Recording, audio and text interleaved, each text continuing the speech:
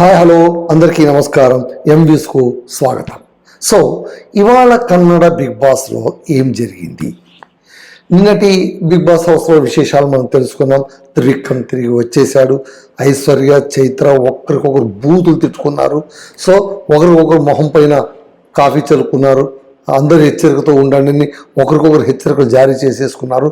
నిన్నటి ఎపిసోడ్ అలా గడిచిపోయింది. సో ఇవాళ ఓపెనింగ్లోనే మనకు కాస్త క్యాప్టెన్గా మన భవ్య క్యాప్టెన్ అయ్యింది కాబట్టి ఆమె మొదటి నుంచి కూడా ఏదో ఒక కొత్తదనం చేయాలని ఆమె ప్రయత్నించింది. ఆ ప్రయత్నాన్ని సభ్యులందరూ కూడా నో, మీరు ఇలా చేయొద్దండి, ఎప్పుడు ఎలా చేశామో అలాగే చేయండి అని వాళ్ళు వాదించడం. ఆ తర్వాత టాస్క్ ప్రారంభం కావడం. ఇది చూచాయిగా. సరే, ఈ విశేషాలన్నీ మీ ముందు వివరించే ముందు దయచేసి మీరు నా ఛానల్ని సబ్స్క్రైబ్ చేయండి, షేర్ చేయండి, లైక్ చేయండి. మీరు ఎంత ఎక్కువగా సబ్స్క్రైబ్ చేస్తే అంత మంచి కంటెంట్ ఇవ్వడానికి నేను సదా ప్రయత్నిస్తూనే ఉంటాను. Please support me. దెన్ విషయానికి వస్తే కెప్టెన్ భవ్య ఆమె ఒక కొత్త ప్రతిపాదన పెట్టింది. ఏంటంటే కిచెన్ రూమ్లోన ఏ ఒక్కరిని పర్మనెంట్గా ఉంచడం, ఈ వారం వరకు ఒకరినే పర్మనెంట్గా ఉంచడం బదులు లెటస్ స్వాప్ అని చెప్పింది. అంటే మారుస్తూ ఉందాం. మార్చడం వల్ల ఏమవుతుందంటే వంటింట్లో ఉండే కష్టాలు కూడా అందరికీ తెలుస్తాయి.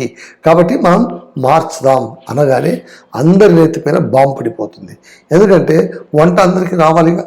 కొంతమందికి వచ్చు, మరి కొంతమందికి రాదు. వంట రాని వాళ్ళు వంటింట్లో ఉంటే వాళ్ళు ఏం చేయగలరు? సో అదొక పెద్ద ఇబ్బంది.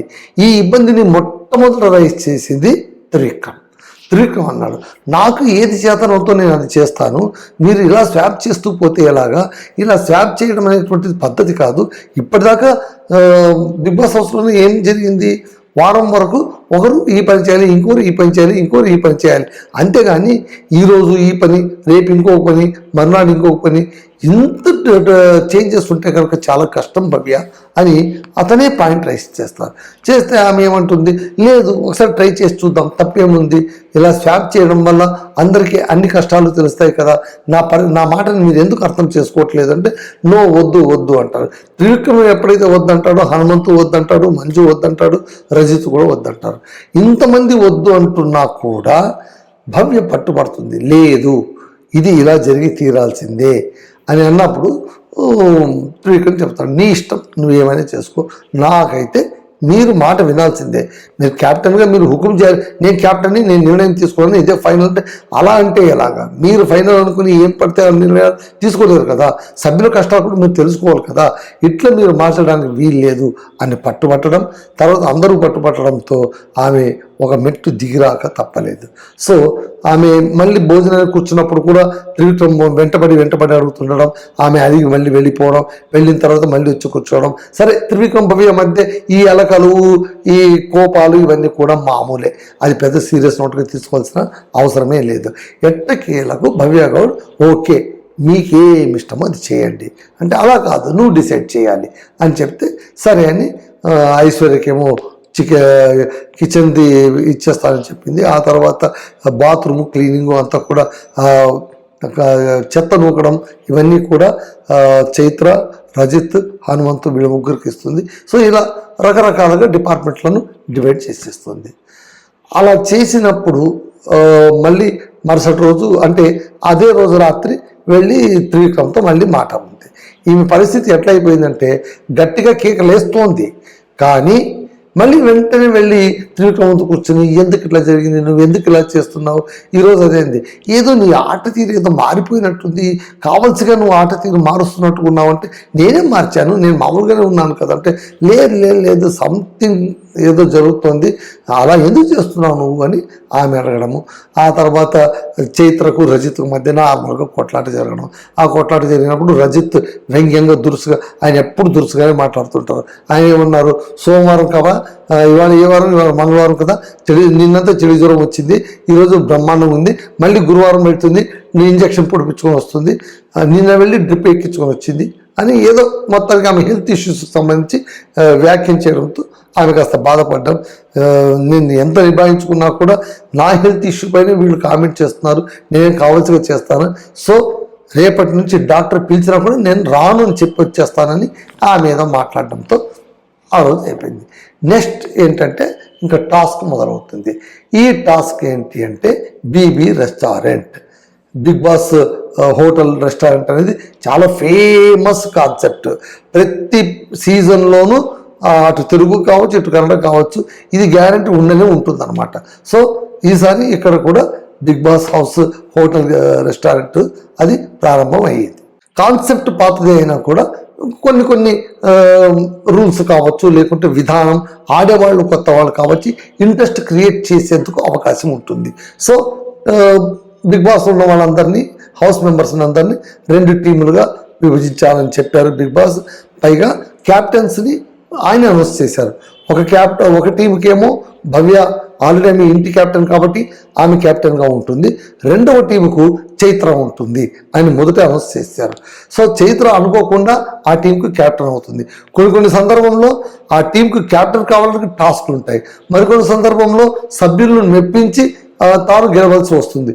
ఇలాంటిది ఈరోజు బిగ్ బాస్ చెప్పేశారనమాట, Chaitra will lead the team అని. సో వీళ్ళిద్దరూ కలిసి సభ్యులతో మాట్లాడి టీంకి ఎవరో రావాలో వాళ్ళే మాట్లాడి వాళ్ళని మెప్పించి తమ టీంలోకి పిలుచుకోవాలి అన్నప్పుడు యథాప్రకారంగా భవ్య గేటు దాటి బయటకు వచ్చిందంటే వెంటనే ఎందుకు అనుకునేది ఏంటి, పక్కన త్రివిక్రమ్ ఉంటాడు గ్యారెంటీ. సో త్రివిక్రమ్ని మొట్టమొదటి అడుగుతుంది.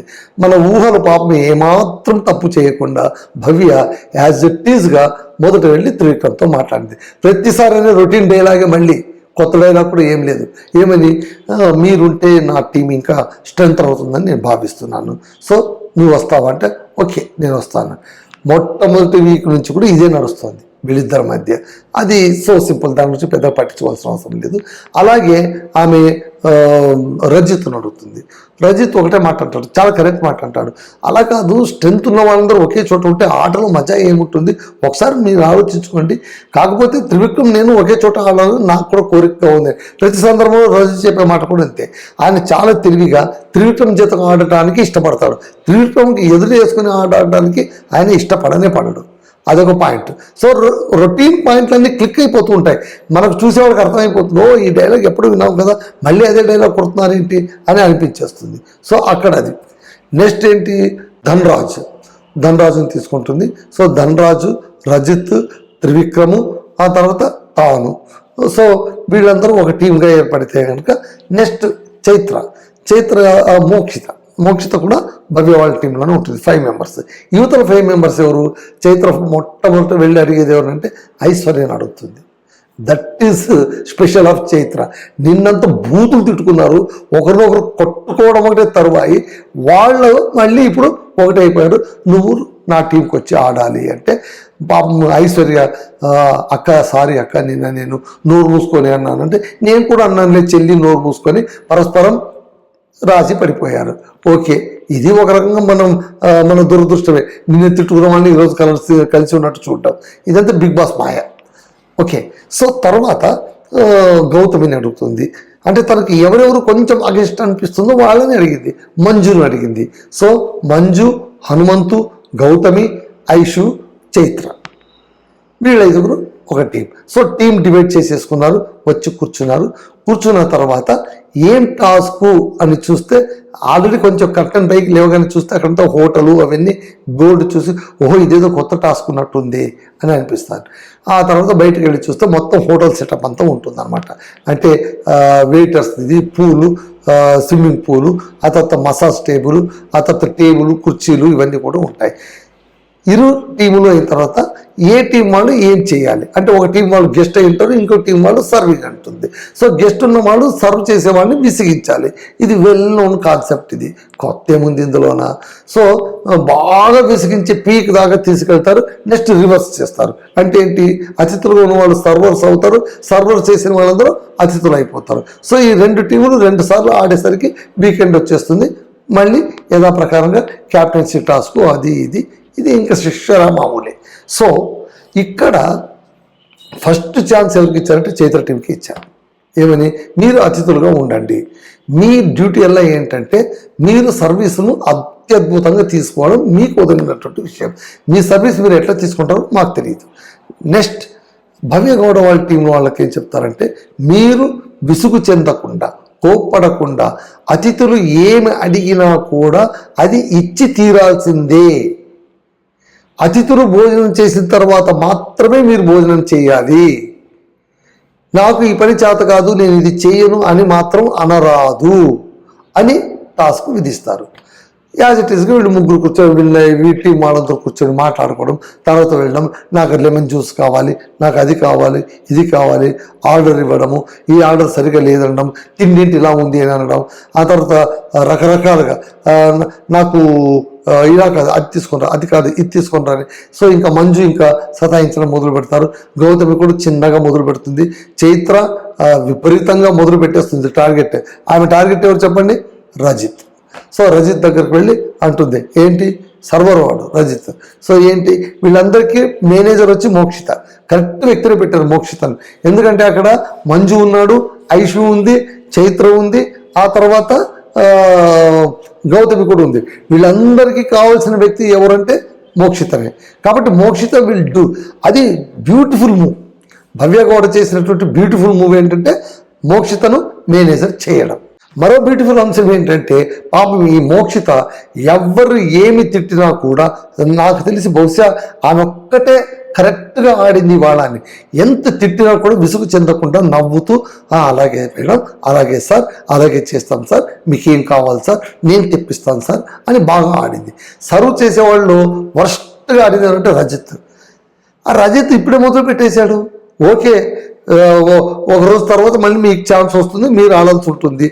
తెలిసినా కూడా మీరు కాస్త జాగ్రత్తగా ఉండాలి కదా, తెలియనట్టు నటించాలి కదా. అబ్బే అంత లేదు మనకు. వెంటనే అంటాడు, చూస్తాం నెక్స్ట్ టీం మనది వస్తుంది కదా, అప్పుడు ఒక్కొక్కరి కంట్లో రక్తం కారాల, అట్లా నేను వీళ్ళను ట్రీట్ చేస్తాం, చూద్దామంట మా ఛాన్స్ వచ్చినప్పుడు అని. సో ఈ విధంగా అసలు రజిత్తును నిలువెల్లా టార్గెట్ చేసింది వచ్చి చైత్రనే. ఆమె అన్ని రకాలుగా నాకు అది కావాలా, నాకు ఇది కావాలా, ఇదేంటి ఇలా చేసావు, ఇదేంటి ఇలా చేసావు అని విసిగిస్తుంది. ఆ తర్వాత మళ్ళీ కూర్చొని మాట్లాడుకుంటారు వాళ్ళు ఏం చేయాలి. యాక్చువల్గా చెప్పాలంటే వీళ్ళు తినేంత దాకా వాళ్ళు తినకూడదు అంటే వాళ్ళు కిచెన్ రూమ్లో వెళ్ళి హనుమంతు తినేస్తుంటాడు, రజిత్ తినేస్తుంటాడు, ఆ తర్వాత భవ్య తినేస్తుంటుంది. ఇంతమంది తినేసి జ్యూసులు తాగేసి అంత చేస్తున్నా కూడా వీళ్ళు పసిగట్టలేరు. వాళ్ళ పని వాళ్ళు చేసుకుని పోతూనే ఉంటారు. సో మరుసటి రోజు వచ్చేసరికి కొంచెం పెంచారన్నమాట బిగ్ బాస్. ఎందుకంటే ఇది చూస్తుంటే చాలా నిస్సారంగా వెళ్ళింది మొదటి రోజు.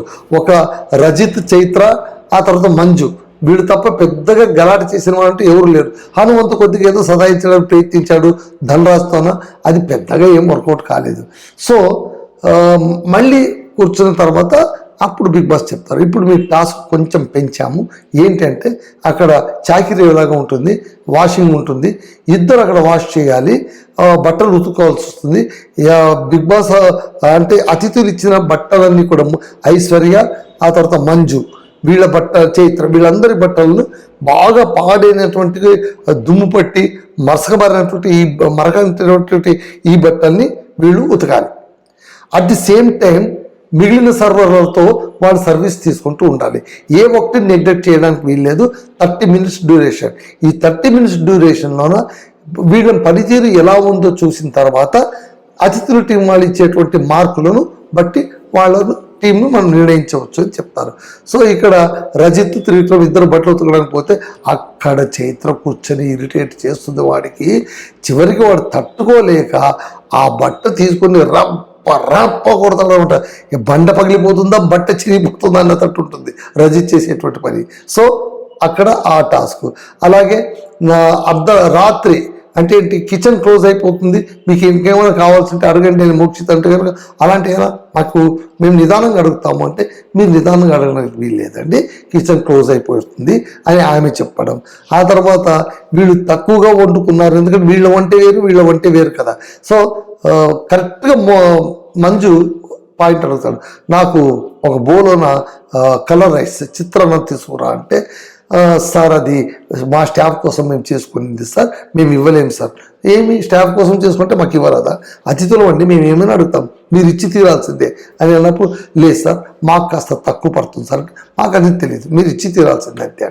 అక్కడ వెళ్ళిన తర్వాత మళ్ళీ చైత్రన మోక్షితను అడుగుతారు రజిత్, ఏంటి ఏంటి ఏం అడుగుతాను అంటే వాళ్ళకు కలర్ రైస్ కావాలి, అయిపోయిందని చెప్పు అని చెప్తాను అన్నమాట. వాడికి ఎంత తొందరగా ఇది అయిపోతుందా, మళ్ళీ మేము ఎక్కడ వచ్చి రూల్ చేద్దామా అనే యావ తప్ప పని చేద్దామా అనేటువంటిది లేనే లేదు. కాస్త ఏదో పని చేసేవాళ్ళంటే త్రివిక్రమ్ చేస్తున్నాడు, భవ్య చేస్తూ ఉంది, మోక్షిత కొంచెం వాళ్ళని మేనేజ్ చేస్తూ ఉంది, ఇంతే తప్ప రజిత్ పని చేస్తున్నాడు కానీ విసుక్కుంటున్నాడు. నా ఛాన్సులన్నీ వీళ్ళు తొక్క తీస్తా, వీళ్ళని నారు తీస్తా అని శపథాలు చేసేస్తూ ఉన్నాడు. ఇంత చేస్తే ఇంకేముంటుంది, ఆటలో మజా ఏముంటుంది, ఏమీ ఉండదు.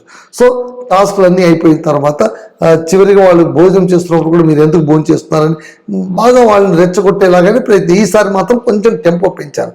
పెంచిన తర్వాత చివరిగా టాస్క్ పూర్తయిన తర్వాత అంతా మాట్లాడి చైత్ర టీం వాళ్ళు వాళ్ళకు 6 పాయింట్స్ ఇస్తారనమాట. అంటే అక్కడ స్టార్లు ఉంటాయి, ఆ స్టార్లు మీరు ఇవ్వాల్సి ఉంటుందంటే 6 స్టార్స్ భవ్య టీం వాళ్ళకు ఇచ్చారు. దాంతో ఇవాళది ముగిసింది. సో రేపు మళ్ళీ ఇంకా టెంపో కాస్త పెంచుతారు. పెంచిన తర్వాత ఎలాగూ ఆ టీం కాస్త మళ్ళీ హోస్టింగ్ వస్తుంది, చైత్ర వాళ్ళ టీం సర్వీసింగ్కి వెళ్తుంది. అప్పుడు ఏమైనా రచ్చ జరుగుతుందేమో చూడాలి. ఓకే, సోగా ఉంది, ఎందుకంటే పాత కాన్సెప్టు పెద్దగా ఏం వర్కౌట్ అయినట్టు నాకైతే అనిపించలేదు.